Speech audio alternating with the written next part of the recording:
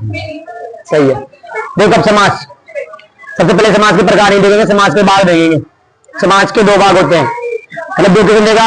एक तो आपको समाज विग्रह करने के लिए देगा, एक समाज विग्रह के किए का समस्त पद बनाने के लिए देगा। तो दो भाग होते हैं समाज के, एक होता है क्या समस्त पद, और एक होता है समास विग्रह।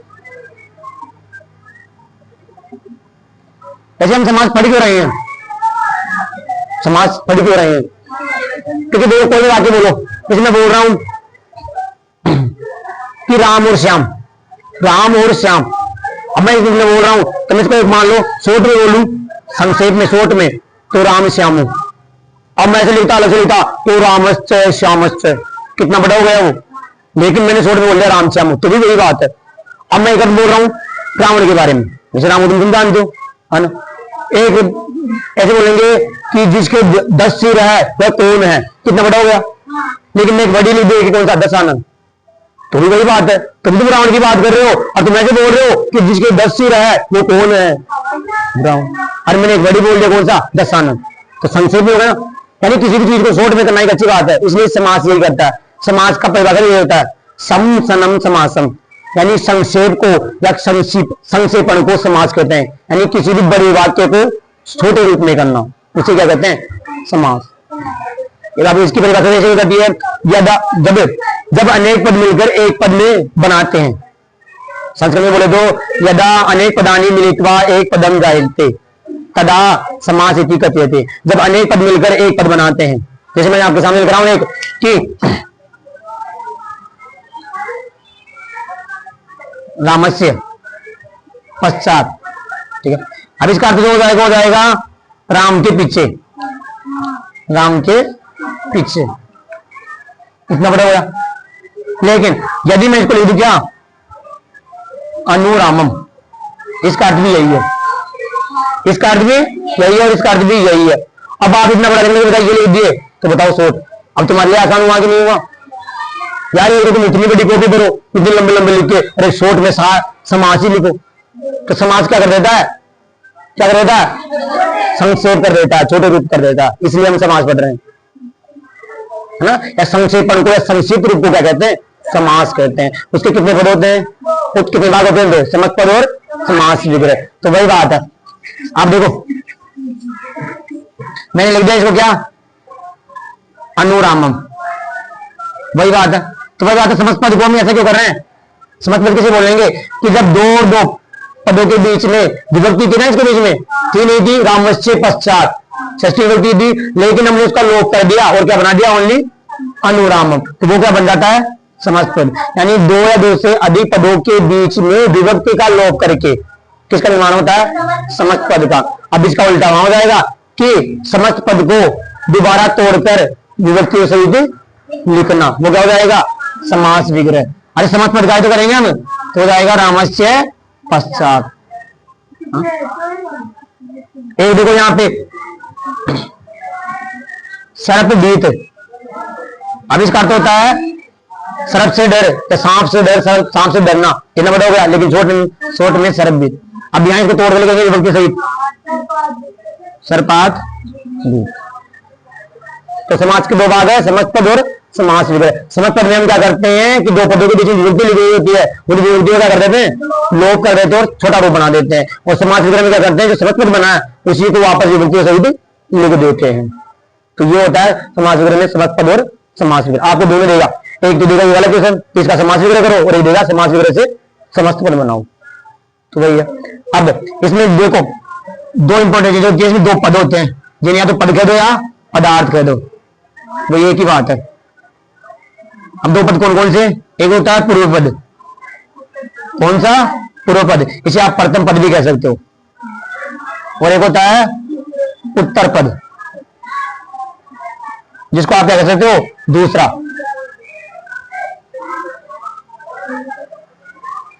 दो पद होते हैं, पहला पद और दूसरा पद, जिसको पूर्व पद और उत्तर पद कहते हैं। जैसे इसी में देखो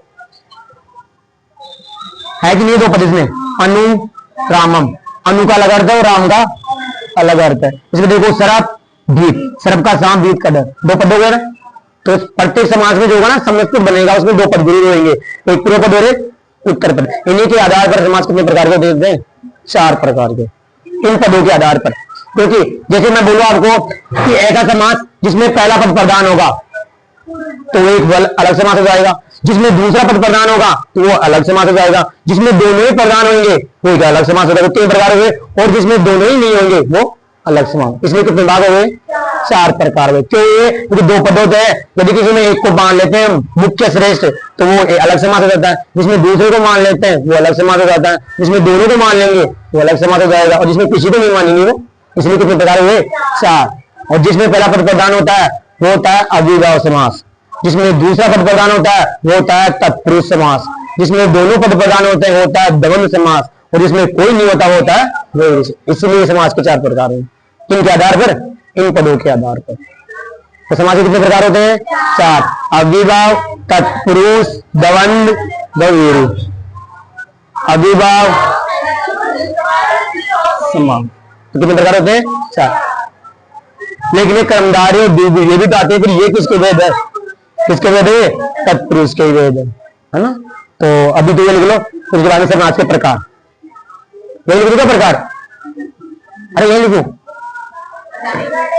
लिख देता हूं 4 प्रकार आ जाएंगे छोटे छोटे।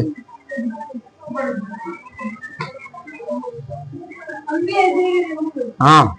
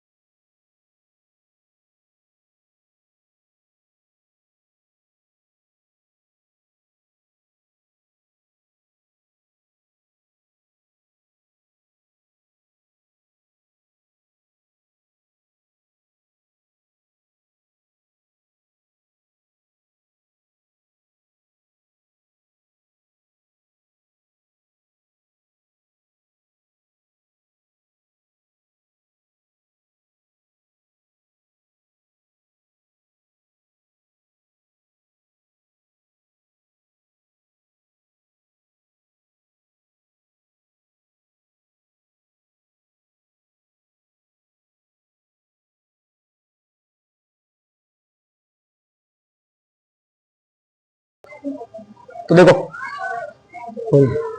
इसमें पहला पद प्रधान होता है, और पहला पद क्या होगा? अव्यय, इसलिए इसका नाम क्या पड़ा है? अविभाव समास। तो पहला अव्यय देखो, पहला अव्यय है अनु, और अनु का तुम जानते हो, अनु के पीछे या पीछे है ना। अब इसका जो लगाना है संस्कृत में अर्थ लगाना है पश्चात, है ना, और एक अर्थ होता है इसका योग्य, वो कहां काम आएगा, जब हम समास विग्रह करेंगे वहां पे ये अर्थ काम आएगा। तो दो अर्थ है, पश्चात और योग्य। अब तुम्हारे सामने एक शब्द लिख रहा हूं मैं, देखो। हाँ हाँ, अनु के पीछे इसका पश्चात का मतलब पीछे है यहाँ पे अर्थ, और योग्य दो अर्थ होंगे इसके। अब उनका उपयोग हम उनका कहां करेंगे, अर्थ का विग्रह करेंगे तब। देखो अनु रामम, ठीक है। पहला पद क्या है, अनु, और दूसरा क्या है, रामम। जो दूसरा पद है, दूसरा शब्द है, इसका आप षष्ठी का एक वचन बनाना, षष्ठी का एक वचन पहले वो लिखना है इसके बाद में। तो पहला षष्ठी का एक वचन नाम का क्या होता है, रामस्य, ठीक है। और अनुकार क्या होता है, अनुकार यहां देखो तो क्या जोड़ दो, पश्चात, ठीक है। अगला देखो अनु ग्रामम, तो ग्राम की षष्ठी विभक्ति का एक वचन ग्रामस्य, और इसका अर्थ क्या है, पश्चात। अनु वाले के साथ में यही करना है। अब योग्य का कब आएगा, देखो जैसे मैं लिखूं तुम्हारे सामने अनुरूपम, अब मैं रूप का बना सकता हूं कि रूपस्य पश्चात, लेकिन इसका देखो रूप के पीछे, रूप के पीछे। रूप के पीछे क्या मतलब, या राम के पीछे हो सकता है, मतलब राम के लड़का हो सकता है, उसके पीछे हो सकता है कोई भी, इसके पीछे गांव के पीछे हो सकता है, लेकिन रूप के पीछे। और रूप कोई व्यक्ति वस्तु नहीं है, एक क्या है, भाव है, और भाव के साथ में पीछे तो नहीं लगाओगे तुम, क्या कोई रूप के पीछे क्या लगाओगे, क्योंकि कोई भी व्यक्ति रूप के योग्य ही होता है, ना कि पीछे, इसलिए क्या लगेगा यहाँ, उत्तम रूपस्य योग्य, यहां लगेगा। अब एक और लिखूं मैं, अनुगुणम, अनुगुणम गुणस्य योग्य, क्योंकि गुण के पीछे थोड़ेगा, वो एक भाव है। यदि वस्तु व्यक्ति स्थान है तब तो पश्चात लग जाएगा, लेकिन भाव आते हैं ना, तो भाव में फिर वहां योग्य लगेगा, पश्चात नहीं लगेगा। षष्ठी विभक्ति का पहला वचन करना है, यानी दूसरे पद का तो षष्ठी विभक्ति का पहला वचन करना है, और उसके बाद इसका अर्थ लिखना है, सभी में यही होगा। और अब और भी आएंगे ना, पहले दूसरे वाले शब्द का लिख लो आप, जो भी षष्ठी बनेगा, इसमें षष्ठी का वचन बन रहा है और में दूसरा बनेगा, फिर बाद में अर्थ जोड़ना है, सभी में रहेगा। तो यह है अनु के, है ना, स्त्रीलिंग का भी षष्ठी का वही एक वचन, है ना। हाँ ठीक है, ये है, लिखो भी।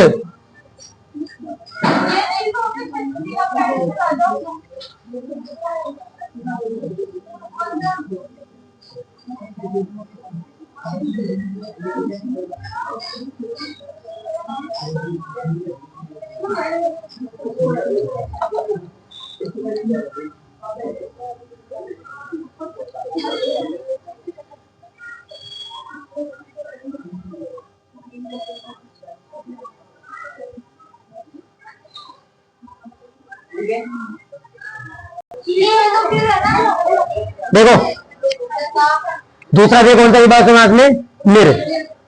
अब निर का सब पहले तो क्या लिखना है, अर्थ लिखना है, क्योंकि अर्थ जुड़ेगा जाके समास विग्रह में। तो निर का अर्थ होता है अब आओ, तो देखो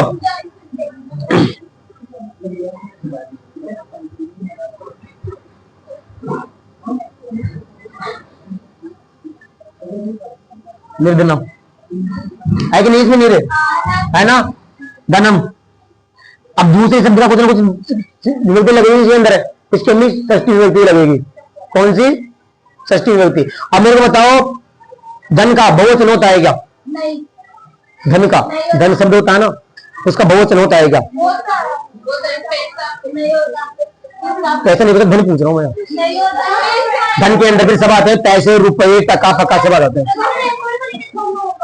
वही तो कह रहा हूं, होगा बहुवचन नहीं होगा। तो षष्ठी का एक वचन क्या होता है, धनस्य, और निर्कार क्या जुड़ेगा, वो तो अभाव, बिल्कुल बस। यानी दूसरे के वाले शब्द के साथ में कुछ ना कुछ तो विभक्ति लगेगी, और इसका अर्थ जुड़ जाएगा उसके साथ में, बहुवचन नहीं होता इसका। लेकिन आप देखो इसमें निर्मक्सिकम, निर्मक्सिकम, मक्सिकम का अर्थ होता है मक्खी, मक्खी। अब जो शब्द है इसका बहुवचन हो सकता है ना, तो जिस शब्द का बहुवचन है उसका बहुवचन बनाना है आपको। तो मक्खी का होता है, तो मक्खी का बहुवचन बताओ, मक्खी का नाम होगा कि मक्खीना नाम होगा, मक्खी नाम, और क्या जुड़ जाएगा, अभाव। यानी षष्ठी देखना है इसमें, ऐसा नहीं है कि दूसरी विभक्ति जोड़नी है, षष्ठी जोड़नी है, तो हो जाएगा मक्खी का नाम अभाव। अब बताओ देखो इसमें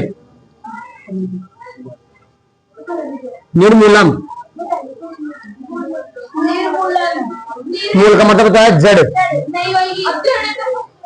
जड़ तो तुम ऐसे बोल रहे हो, जड़ों का अभाव, जड़ों की कमी, जड़ की कमी मतलब रियल में क्या वो तो बहुत उसको कहते क्या एक वचन में, ये तो क्या जाएगा मूलस्य अभाव।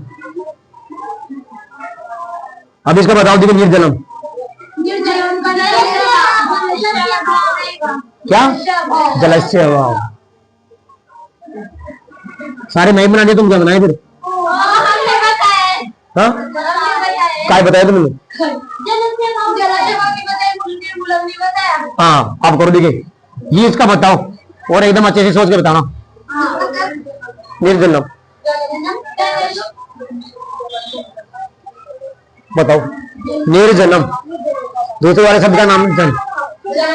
बिल्कुल, क्योंकि जन यानी लोगों के, लोग बहुत सारे होते हैं, लोगों का अभाव हो जाएगा जना नाम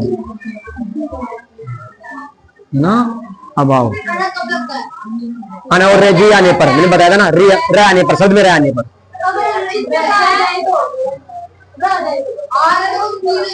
इसमें कहा रहा है जन्म में, तो विभक्ति किसकी बना रहा है, विभक्ति किसके साथ लगा रहा है, उसके साथ रहना चाहिए, कहीं तो भी आ सकता है बीच में, आगे पीछे कहीं।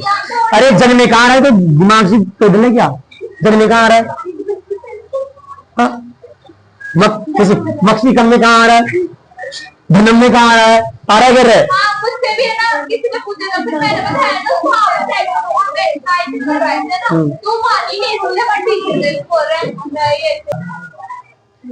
देखो। अगला में कौन सा है, उप। दो हो चुके हैं, कौन कौन से, अनु और नी। अनु का अर्थ होता है पश्चात और योग्य, निर का अर्थ होता है अभाव। दोनों में षष्ठी विभक्ति लग रही है। अनु के साथ में तो षष्ठी का एकवचन आ रहा है, और निर के साथ में षष्ठी का एकवचन भी आ सकता है और बहुवचन भी आ सकता है। इसमें भी षष्ठी विभक्ति लगी, इसमें तीनों का हिसाब लिखा रहा हूं आपको, फिर आपको दिक्कत नहीं आएगी समझ करने में। इसका अर्थ होता है समीपम। क्या होता है, समीपम। देखो एक सब लिख रहा हूँ आपके सामने में, उप कर्षणम, उप कर्षणम, कुछ नहीं करना। दूसरा पद है, उसमें षष्ठी का एक वचन बनाना है, षष्ठी का एक वचन, कर्षण का कर्षणस्य, और क्या होता है बोलो, समीपम। बस यही करना है, यानी अभी बात समझ में यही हो रहा है। पहले दूसरे वाले पद की विभक्ति लगा दो विग्रह करते समय, और फिर उसका अर्थ जोड़ दो। जैसे उपग्रामम, ग्रामस्य समीपम, उपनगरम, षष्ठी का एकवचन आएगा इसमें ना, इसमें हाँ तो वही तो, अभी मैंने तीन साथ करवाई है, अन्नू नीर उसमें, लेकिन वो तो आपको देखना पड़ेगा ना, अपने शुरू का देखना पड़ेगा ना आपको।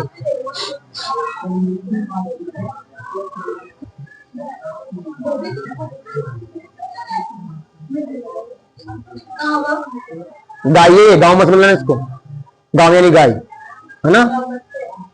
अब गाँव से होगा गाय का, हाँ गो, ओ कारांत स्त्रीलिंग देखना तुम। कैसे देखोगे आंखों से, और तो कैसे देखोगे, और ये भी क्या बताऊं अब कैसे देखोगे।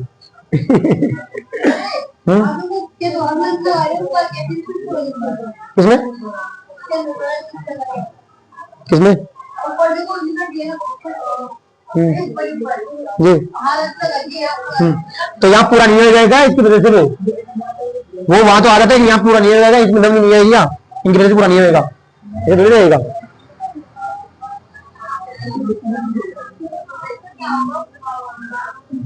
मेरे को नहीं पता।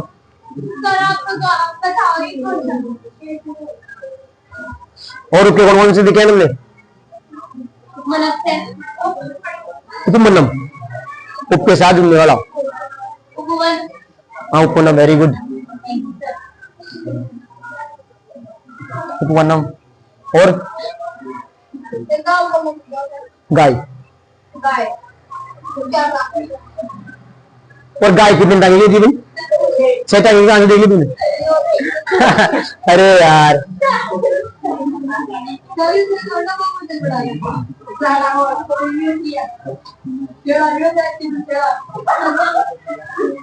लिख लो, उपगंगा, हाँ लता, बिल्कुल देखने पड़ेगा आपको।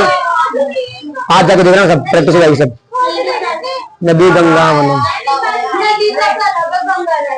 गंगा लता, तो मैंने क्या बोला, तो मैं कहा एक काम बोल रहा हूँ, ठीक है।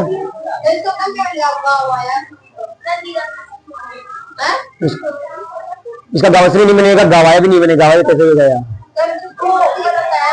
किसका, तो लता से थोड़ी होगा गो देनु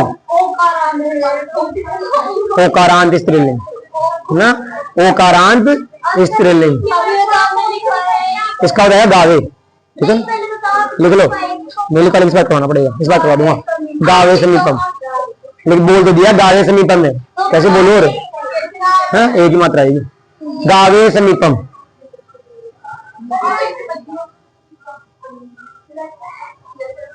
एक जमीन कैसे बोलना, ऐसे मत दो मेरे को पसंद नहीं है। नहीं गावे, गावे समीपम है ना। कितने रूप से वो अव्यय 3, चौथा है जो इंपोर्टेंट है यथा, यथा वाला है ना।